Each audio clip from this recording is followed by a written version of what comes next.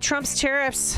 What countries are in, which ones are out? I know we went over it at the top of the show, but it's pretty fascinating when you think about it. The deals that are going on, and people from Japan and South Korea, I don't know if they're here yet, but they're on their way to negotiate a deal. Reciprocal tariffs, or possibly getting rid of tariffs altogether. But this is why Trump's doing it. Excuse me, President Trump. Reset the table on trade. And when we do, we're going to come out unbelievably well. We're going to have a strong country economically again. And we're going to have those factories that are empty all over the United States. We've lost 90,000 plants and factories. Think of this, 90,000, you wouldn't think it's possible, 90,000 plants and factories since NAFTA. So who's trying to negotiate? Japan, South Korea, as I mentioned, UK, Switzerland, Colombia, Brazil, Singapore, Malaysia, Turkey, and Australia. Offered concessions already: Vietnam, Taiwan, India, Thailand, Indonesia, Israel. Retaliated are the two. Chris, let's test your memory. Do you remember the two countries that have retaliated against the tariffs? China and Canada. Very good. And what's funny is when asked about about China and why they're so friendly with you, we played that earlier, the audio. He's like, I don't know why he's so friendly, why he likes me. About G. Yes. Trump's tariffs. This is because Congress possibly wants to be in charge of dictating or deciding what about tariffs, and Trump said he'd veto that. In the history of our country, and don't let some of these politicians go around saying, because I'm telling you, these countries are calling us up, kissing my ass. They are dying to make a deal. Please, sir, make a deal. I'll do anything, sir. And then I'll see some rebel Republican, some guy that wants to grandstand, say, I think that Congress should take over negotiations. Let me tell you, you don't negotiate like I negotiate. With more on this, let's welcome back to the program our good friend Stephen Moore, noted economist and author of The Trump Economic Miracle and The Plan to Unleash Prosperity Again, a book that he co-authored with Art Laffer. Good morning, Mr. Moore. How are you? Good morning, Amy. Well, I know that. But good morning, Chris. By the way, I understand Dan is in Augusta right now. I am headed there tomorrow. I'm so excited. I get to go see my first Masters, so that's going to be really cool. But I guess I'm not going to see Dan because is he going to be back tomorrow? On yes, he was at yesterday's practice round. So tomorrow's still the practice round, right? Well, that's probably when you get to really see the players. But anyway, look, let's get back to the issue of the day, which is these trade wars that are going on. As you know, Amy and Chris, I'm not a big fan of tariffs. Right. I'm kind of with Dan on this. But, the fact is we are where we are. Arthur Laffer and I had a piece in the Wall Street Journal that got a lot of attention yesterday saying, hey, here's the way out of this. Why doesn't Trump say to any country, we will go to zero on tariffs if you will go to zero on tariffs? And Trump has said that in the past, by the way, Amy. He said, look, he said that at the G7 meeting in 2018. And by the way, the funny thing is all the Europeans and Canada and Japan, they all ran out of that building as fast as they could. There's a lot of hypocrisy going on here. It is true, and Trump is right, that we do have the lowest tariffs, and these other countries have a lot higher tariffs than we do. And all Trump is saying is, look, just lower your tariffs to our level and we got a deal. And they won't do that. So although, if here's the thing, if these other countries start knocking on the door, as Trump is saying, and you get more and more of them doing that, then it becomes like a game of musical chairs. You don't want to be the last one standing that's out on the deal. So I think this is going to put increasing pressure for these countries to ring up Trump, make a deal, and then we move on. Because I think today could be a brutal day for the markets. I hope I'm wrong, but the futures are not good, and this escalation between China and the U.S. is really causing a lot of nervousness among investors. Yeah, China was retaliating, and Chris, you had mentioned that when Stephen Moore. What's the latest with them? So, look, first of all, I'm fed up with China. I think we should decouple our economy. I want to start a movement called Sell China.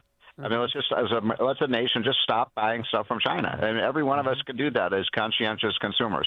If you have to pay Amy, are you willing to maybe pay $2 more for shoes to get them from somewhere other than China? Yeah, because then I could return them. Because you order things online from China, you're not sending that stuff back, people. I can tell you that. There's no return address, okay? It's yours. You own it, or you could give it to Goodwill or re-gift it for a family member. And some of the stuff is so cheap that even Goodwill won't. And you wear it once and it falls apart. Yeah, exactly. But who's going to want to do those jobs here in America? Well, that's a good point. But and look, I do believe in the benefits of free trade. I don't like this idea, by the way, that Republicans are saying, oh, it's Wall Street versus Main Street. That's ridiculous. I mean, we're all invested in the stock market. You can't have businesses without you can't have jobs without businesses, and you can't have businesses without making a profit.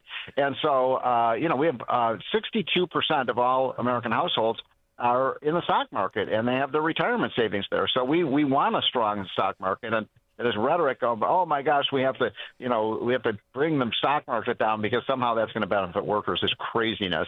But we're going to get through this. And look, everything else in Trump's agenda, whether it's the tax cuts, the deregulation. Did you see his meeting, Amy, yesterday with the coal miners? Yeah, I did. We're going to mine coal again in America. We have more of it than anybody else. Anybody else. We have the cleanest coal in the world. Let's do it.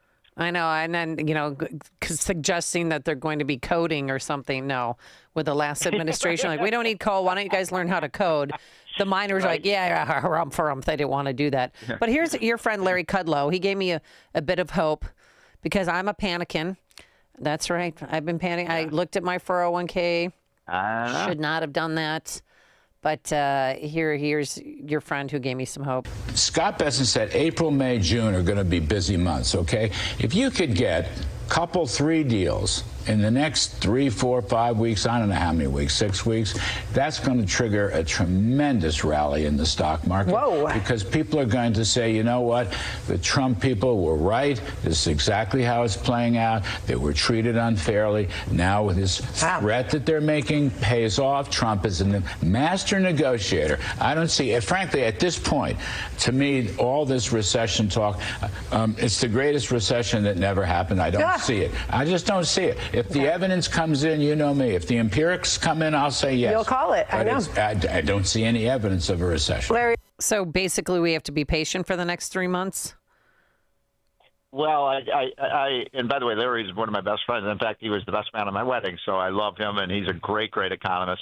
I'm a little bit more worried than he is about a recession. I think, the first quarter, by the way, which ended like a week or 2 ago, probably going to come in slightly negative, but of course that was just the Biden residual. Now you've got this trade war going on. I could see second quarter maybe being negative, and that would be officially, as you know, 2 straight quarters negative is officially a recession.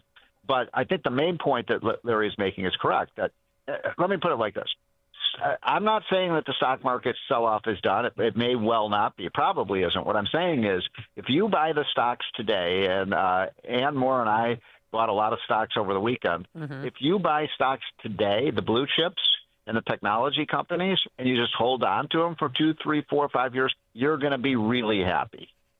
Okay. What about McDonald's, Albertsons, Levi's? Everything, because they're all chips, American made. I mean, their supply chain is not being taxed by the or way, facing tariffs. Amy, you know what other country is almost all made in America, which is very ironic?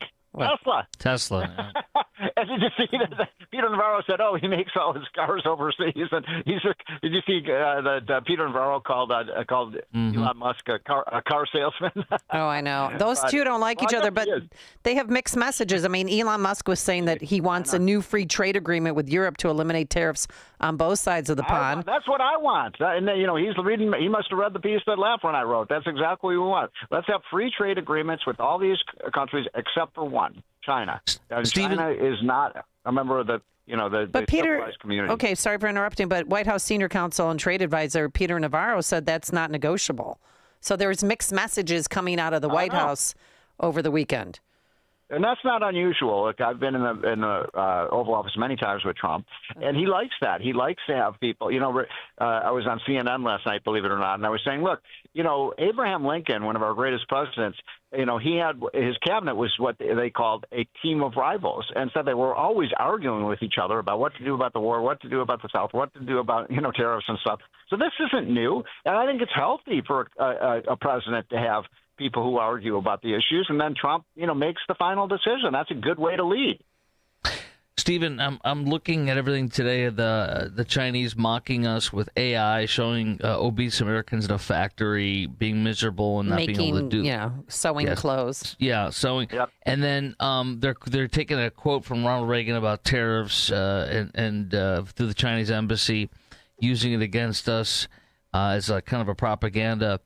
And to me, one of the things I thought of this morning is, they hate us. They want to own us. They do own us in many ways as of right now, and we must crush them. And so you look at the Panama Canal, their global dominance they're trying to create above us. They're cheating. They're stealing. The tariff situation. Do they own us, quote unquote? And is it time to take them out regarding their dominance and their thievery? I believe so. Look, what the story of China is very simple. They were, Mao showed that communism makes everyone poor and makes people starve to death.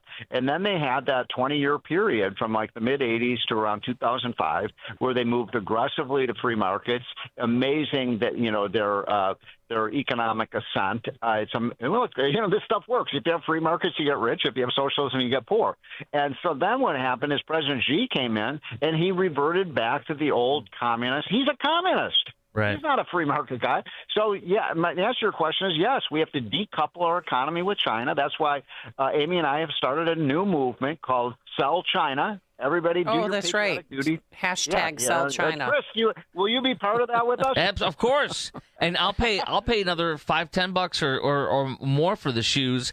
And for all sorts of things. Yeah, me too. And Stephen, that China. Look for the label, right? When you go buy something, if it says, made in China, just don't buy it. And it may be a little bit more expensive to buy something from somewhere else, but this is your patriotic duty if you love America. Incidentally, Amy and Chris, can you answer this? I know you're supposed to be asking me the questions, but how in the hell is it that we have China on the list of most favored trade nations? Mm-hmm. And they're our least favorite, not our most favorite. Well, what's going to happen with, all they make every Apple product over in China, unless I have some fake news going on. But, everything, textiles, everything we buy. They're going to have to move out. Apple's moving them to India already. Oh, that's right. There you go.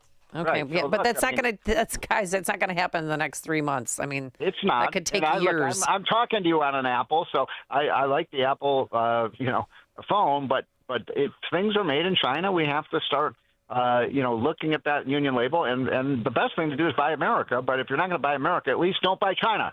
Right. Well, what about the EU? They had offered, 0 for 0 tariffs, but they're still not allowing cars to be built. Well, they haven't offered that. They lied. Here's the other thing about China. This is a very big moment we're going to find out in the next couple of months who's our friends and who are our enemies. How much money we spent over the last 50 years bailing out Europe, trillions of dollars. Now the Europeans say, maybe we'll trade with China and decouple from the U.S. Well, if they do that, screw you guys. We're not going to pay for NATO. We're not going to pay for your defense. Really, seriously, is that the way a friend treats a friend? No. Yeah, that's true. All right, let's go back to your Masters talk. Who are you going with? Is it tomorrow a practice round? Because don't they start Thursday? Amy, I don't know. Amy, starts Wednesdays. Tomorrow's the first day. Thursday.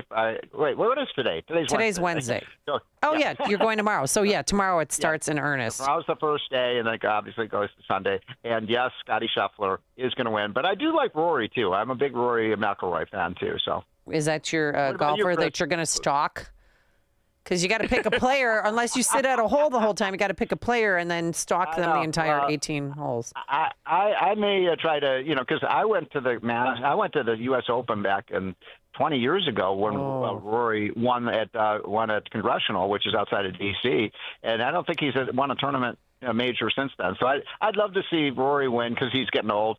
And it's almost like when Tiger won. Remember when he was 45 years old? Oh, it was magical. That was magical. So this is going to be a magical one, folks. I just hope we get good weather. All right. Well, good luck. Have fun. Good luck. Why'd I say good luck? Yeah, I'm going to look for you in the crowd. Don't get arrested for stalking Rory. Yeah, I'll be right in front of the azaleas on the 11th hole. Oh, sounds magical. Enjoy yourself. You deserve it. All right. Before you get back in the grind, Stephen Moore, noted economist and author of The Trump Economic Miracle, and he joined us on our turnkey.pro answer line. You're listening to Chicago's Morning Answer with Dan Proft and Amy Jacobson on AM 560. The Answer. Hi, Amy Jacobson here. With the crime we're seeing in Illinois, I know how important it is to keep my home and my family safe. That's why I chose Goldilocks for my home security. One of their awesome technicians just came over and gave me a free assessment of my home. They found vulnerabilities that intruders typically look for